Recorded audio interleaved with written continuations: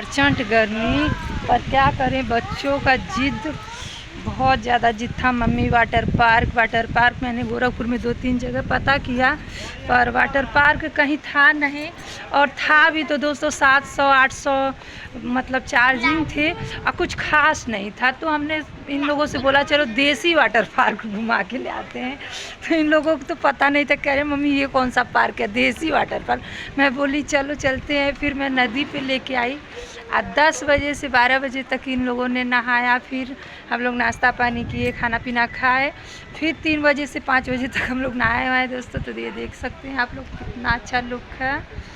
ये सरजू दी हैं, बरहलगंज मुक्तिधाम की सरजू दी हैं। और यहाँ मेरा सोती चौराहे पे ननिहाल है, बट वहाँ पे किसी को पता नहीं है।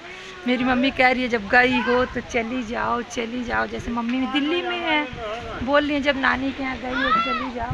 पर दोस्तों अभी हम उस तैयारी से हम लोग नहीं आए थे कि मतलब रिलेशन में कहीं रुके।